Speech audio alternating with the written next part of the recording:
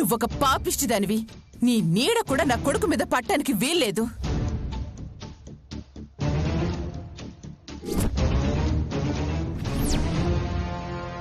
అమ్మ ఇంకా ఆపుతావా? తనంతటి తానే వడ్డిస్తానని నేను రాలేదు. నేనే కళ్యాణికి బాలేదని, సంపద పక్కనే ఉంది కదా అని అడిగాను. నువ్వు ప్రతిదానికి రాద్ధాంతం చేయకు. సంపద, నువ్వు వడ్డించు. అవసరం లేదు.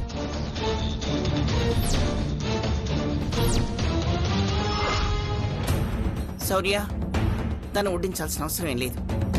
నువ్వు కళ్యాణి కలిసి అమ్మవారి ప్రసాదం భుజించాలని పంతులు గారు చెప్పారు. కానీ నాన్నమ్మ, శౌర్యకి బాగా ఆకలిగా ఉందంట. కళ్యాణికి ఏమో బాగలేక పడుకుంది. ఇద్దరూ కలిసి టిఫిన్ చేసాక తింటారులే. ముందు టిఫిన్ చేయనిండి నానమ్మ. నువ్వు మధ్యలో వచ్చి ఉచిత సలహాలివ్వకు. కళ్యాణి నవరాత్రుల్లో ఈ ఇంట్లో అందరూ బావుండాలని, శౌర్య బాగుండాలని సంకల్పించుకుంది. కానీ పూజ తన చేతుల మీదుగా జరగలేదు. కళ్యాణి సంకల్పించుకున్నదైనా జరగాలి కదా. అందుకే శౌర్య, కళ్యాణిలు ఖచ్చితంగా నైవేద్యం తినాలని పంతులు గారు మరీ మరీ చెప్పారు. అంటే మొగుడు పెళ్ళాలు తినాలి.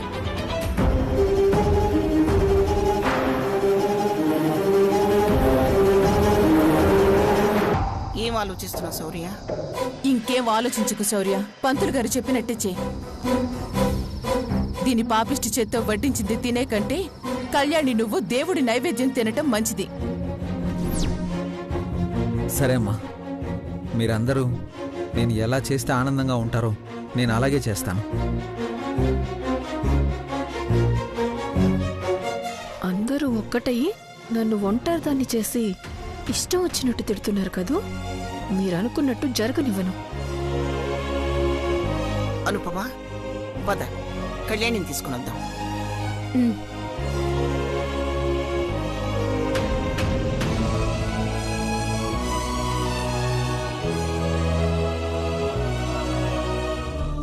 సంపద, కళ్యాణ్కి హెల్త్ బాగాలేదు కదా, నాకు కొంచెం భోజనం వడ్డిస్తావా? ఆకలిగా ఉంది. అయ్యో, అలా అడుగుతారేంటండి. ఎందుకు వడ్డించను?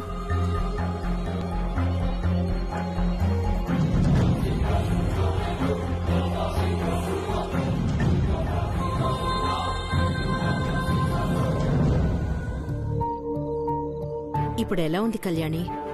పర్లేదమ్మా. నడవగలవా? నడవగలను నానమ్మా. భార్యాభర్తలిద్దరూ కలిసి అమ్మవారి ప్రసాదం భుజించాలని పంతులు గారు చెప్పారు. శౌర్య కూడా నీకోసం ఎదురు చూస్తున్నాడు. ఆఫీసర్ భోజనం చేయడానికి వెళ్లారు కదా. అమ్మ ముందు అమ్మవారి నైవేద్యాన్ని భుజించాలని చెప్పి ఆగమంది. నువ్వు ఉదయం నుండి ఏమీ తినలేదు కదా. రా. అలాగేనమ్మా. రా.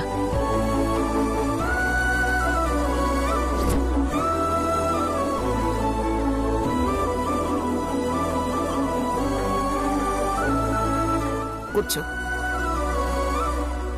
శౌర్య, ఇలారా. వెళ్ళు.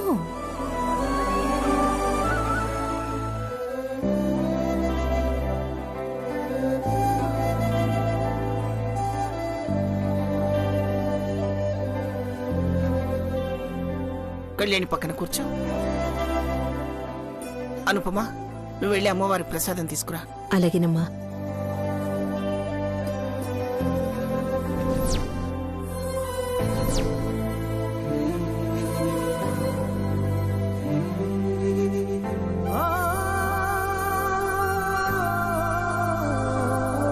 శౌర్య, కళ్యాణికి తినిపించు.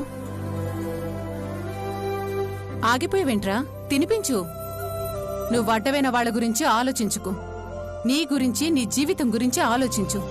ఇప్పటికైతే కళ్యాణికి తినిపించు.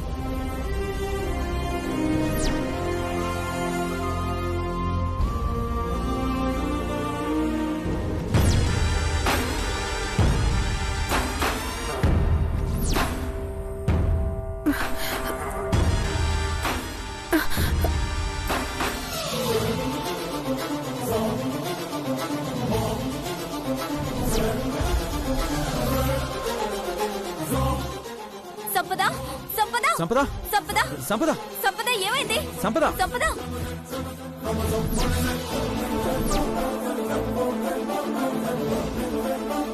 సంపద సంపద సంపద ఏమైంది సంపద అత్తయ్య నువ్వు వెళ్ళి నీళ్ళు తీసుకురా. సరే సంపద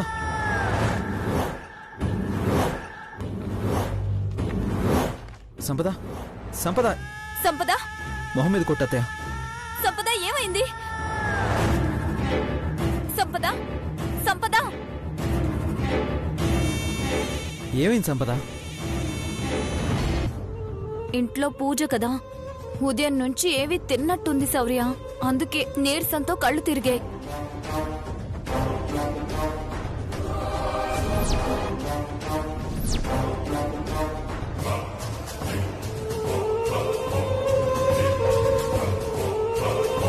లే లే సంపద, మెల్లగా ఇలా కూర్చో కూర్చో.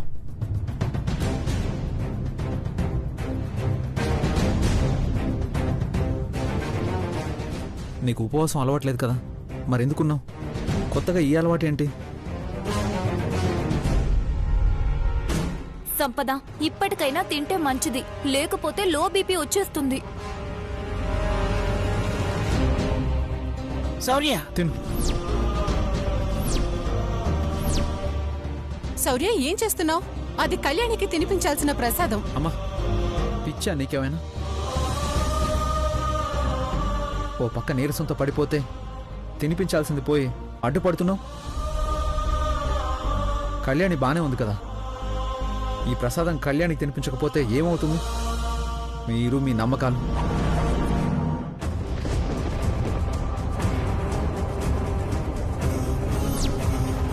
సంపద వాళ్ళ మాటలు పట్టించుకోకు, నువ్వు తిను. నేను చెప్తున్నాను కదా, తిను వద్దులేండి. తిను.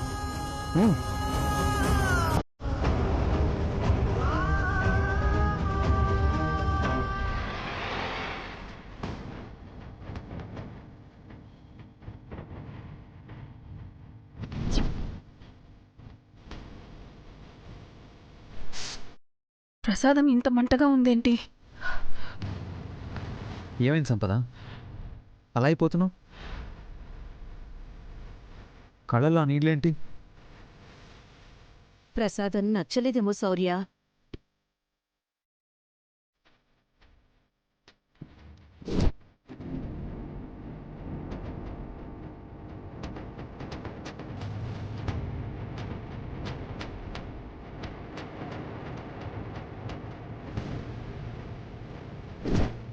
నువ్విలా చేస్తావని ముందే అనుకున్నాను, అందుకే తినగానే కడుపు మండేలా కారం కలిపాను. ఏమైంది సంపద, ఆ కన్నీళ్ళేంటి? చెప్పలేకపోతుందంటే ఆనంద భాష్పాలనుకుంటాను శౌర్య. ఓ అవునా, సరే తిను. ఇక భరించడం నా వల్ల కాదు. వద్దు వద్దు శౌర్య. ఏం తిన్నావని వద్దంటున్నావు? ఇంకొంచెం తిను. వద్దు. ఏయ్ సంపద, మంట మంట.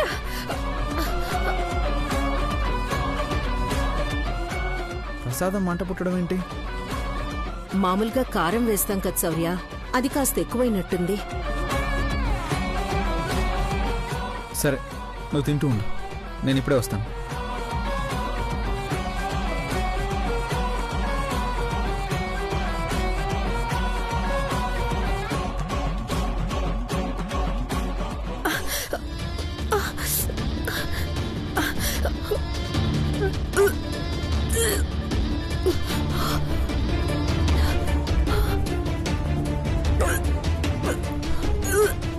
ఏంటి మండుతోందా?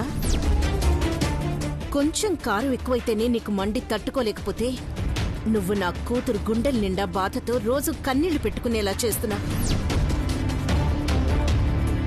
ప్రతి విషయంలో నా కూతురి స్థానంలోకి రావాలని ప్రయత్నిస్తున్నా. శౌర్య ముందు మంచిదాన్లా నటిస్తూ నా కూతుర్ని శౌర్యని దూరం చేయాలని చూస్తున్నా. పూజలో నువ్వేదో ఒకటి చేసి నా కూతురికి ఆనందం లేకుండా చేస్తావని నాకు తెలుసు. ఖచ్చితంగా ప్రసాదం నువ్వే తినాలని ప్రయత్నిస్తావని కూడా తెలుసు. అందుకే ప్రసాదం అని చెప్పి వేరే అన్నంలో కారం కలిపి పట్టుకొచ్చి నీకు తినమని చెప్పించాను.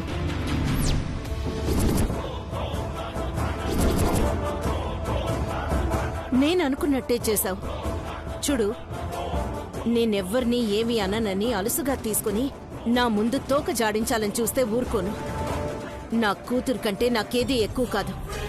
కళ్యాణి జోలికొస్తే నేను నీ పాలిట అపరకాళిలా మారాల్సొస్తుంది.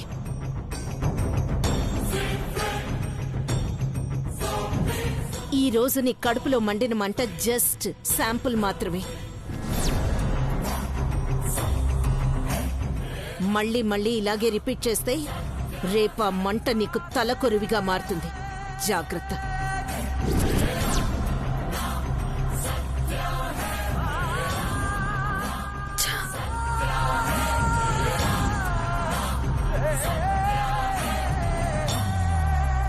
ఏమన్నా వార్నింగ్ ఇచ్చిందా నీకు అనుపమమ్మ? ఒక్క మాటలో చెప్పాలంటే కళ్యాణి నీడని టచ్ చేసినా చంపేస్తాను ఉంది. అమ్మో, అనుపమమ్మలో ఈ యాంగిల్ నేనెప్పుడూ చూడలేదు. జాగ్రత్త సంపద, నీకు ఇంట్లో స్థానం పోయింది అనుకో, ఇక నీ బతుకు బస్ స్టాండే. మళ్ళీ నువ్వే నుయ్యో గుయ్యో చూసుకోవాలి.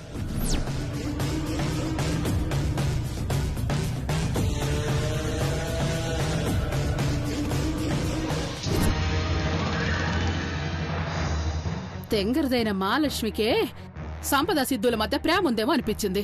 ఈ అనుమానం దీనికొచ్చింది కాబట్టి సరిపోయింది.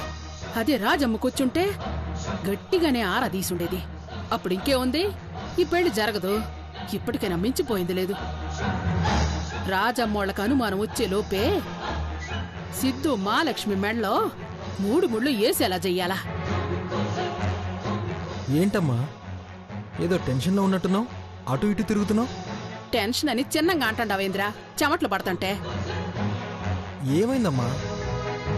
ఆ మహాలక్ష్మి నీతో మాట్లాడిన మాటలన్నీ విన్నాను. దానికి నీ మీద సంపద మీద అనుమానం వచ్చింది. రేపొద్దున మీ అత్తయ్యకొస్తే అంతే సంగతులు. అందుకే ఈ ఎంగేజ్మెంట్, ఈ పెళ్లి ముహూర్తం ఇవేవి కాకుండా డైరెక్ట్ గా మహాలక్ష్మి మేళ నువ్వు తాళి కట్టే. అమ్మా నీకేమైనా పిచ్చా? మామయ్య వాళ్ళు పెళ్లికి ఒప్పుకున్నారు కదమ్మా. అందులోనూ ఇప్పుడు మహాలక్ష్మి నన్ను పూర్తిగా నమ్ముతుంది. నువ్వు అనవసరంగా టెన్షన్ పడుతున్నావు. నువ్వు చెప్పినట్టే మహాలక్ష్మిని పెళ్లి చేసుకుంటున్నాను కదమ్మా, మళ్ళీ ఇదేంటి? నేను సంపదని ప్రాణంగా ప్రేమించానమ్మా. ఒక్కరోజులో మనసులో నుండి తీసేయమంటే తీయలేను. అందుకే నేను కొన్ని రోజులు టైం కావాలని అడిగాను. నన్ను నేను మెంటల్గా ప్రిపేర్ చేసుకుంటున్నానమ్మా. రే సిద్ధు, ఆలస్యం అమృతం విషం అన్నారా పెద్దలు. ఆ సంపద వల్ల నీ జీవితంలో నీకు ఒరిగిందేమని ఉందా? అది నిన్నంత తొందరగా మర్చిపోయినట్టు నువ్వు దాన్ని ఎందుకు మర్చిపోలేవు? మీ అత్తకి మావకి అనుమానం వస్తే మహాలక్ష్మి దాంతో పాటు చాస్తి మొత్తం పోతుంది. ఆ తర్వాత చేతులు గాలినాక ఆకులు పట్టుకున్నా లాభం లేదురా. త్వరగా నీ పెళ్లి అయ్యేలా ప్లాన్ చేస్తాను, నువ్వు సిద్ధంగా ఉండు. అర్థమైందా?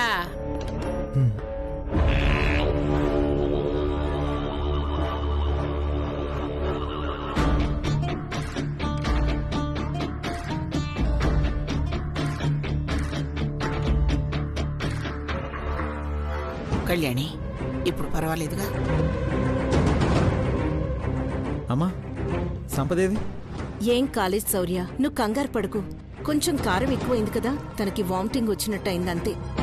ఎందుకు కాదు, అలానే అవుతుంది. పూజ సంకల్పించుకుంది కళ్యాణి, పూజలో కూర్చుంది మేము. మధ్యలో పానకంలో పుడకలా వచ్చి సంపద తినాలని చూస్తే అమ్మవారికి కోపం వచ్చుంటుంది. దానికి మండేలా చేసింది. సంపద ఆర్ యు ఓకే? లేకపోతే డాక్టర్ని పిలవనా? ఓకే అండి. ఇప్పటికైనా బుద్ధి తెచ్చుకో. ఎవరు మొక్కుకుంటే వాళ్లే పూజ జరిపించాలి. వాళ్లే అమ్మవారి నైవేద్యాన్ని ప్రసాదంగా స్వీకరించాలి.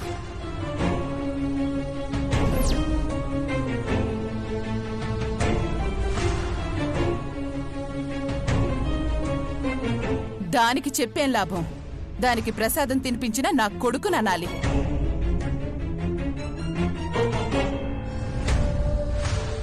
ఇంకా వదిలేయండి అత్తయ్య. పాపం కళ్ళు తిరిగి పడిపోయింది. ప్రసాదం తినిపించాలనుకున్నారు, అంతేకాని కావాలని కాదు కదా. ఇదిగో ఇలానే పాపం పాపం అంటూ నువ్వు దాన్ని వదిలేసి నీ మొగుణ్ణి వెనకేసుకొస్తే రేపందరూ నిన్ను చూసి పాపమంటారు.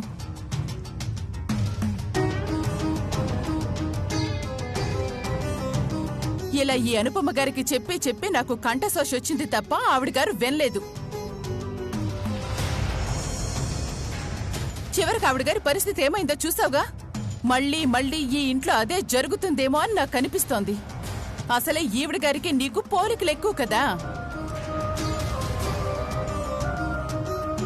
దమయంతి, ఇంకా టాపీ కాపీ జరగాల్సింది చూడు. ఇంకేముంది జరగడానికి? అంతా నాశనం చేసింది కదా. దమయంతి, ప్రసాదం ఇంకా మిగిలింది.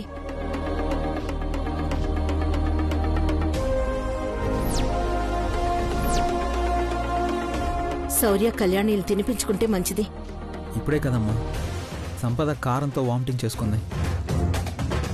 మళ్ళీ అదే కళ్యాణ్కి ఎలా తినిపించమంటావు? నా మనవరాలు సంపదల కాదులే శౌర్య. తన వాళ్ల క్షేమం కోసం ఎంత బాధనైనా భరిస్తుంది.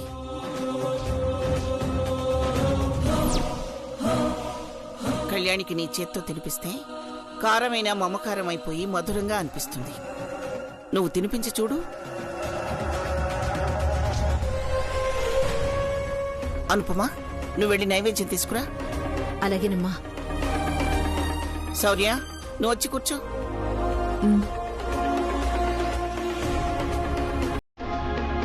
ఇదిగోండమ్మా.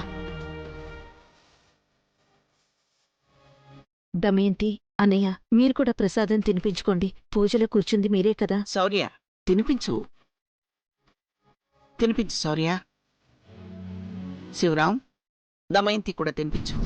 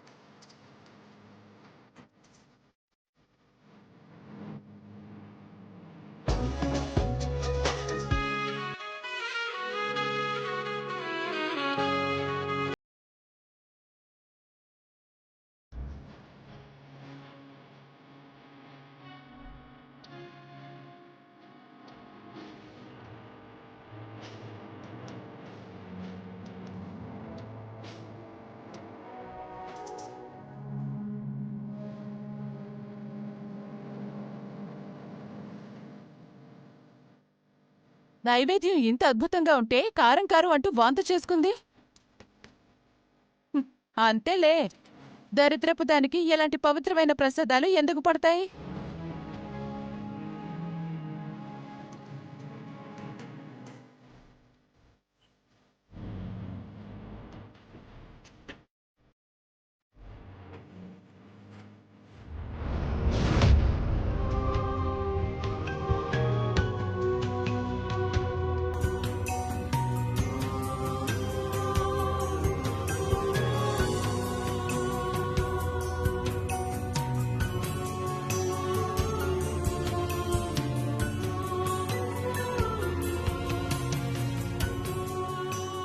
సారీ కన్నయ్య, నీకు పాలు తేవడం లేట్ అయిపోయింది. ఆకలేస్తుందా నాన్న? Sorry sorry. కన్నయ్య, నీకు తెలుసా, ఈరోజు మీ నాన్న నాకు ప్రసాదం తినిపిస్తాడని అస్సలు అనుకోలేదు. మధ్యలో ఆ రాక్షసు అడ్డుపడింది. కాని ఎప్పటికైనా చెడు మీద మంచి విజయం సాధించి తీరుతుందని ఈరోజు రుజువైంది. మీ నాన్న నాకు ప్రేమతో ప్రసాదం తినిపించాడు. అది చూసి కొంతమందికి గుండె పగిలినంత పనైందనుకో. కాదు కాదు, నాకు మీ నాన్నకి మధ్యలో రావాలని చూసిన ఆ రాక్షసికి చెప్పు దెబ్బ కొట్టినంత పనైంది.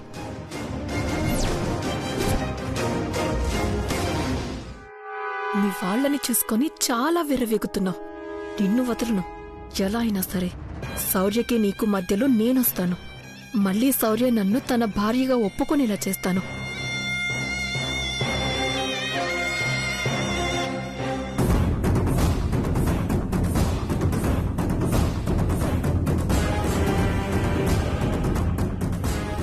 ఆగు. ఎక్కడికి సంపద?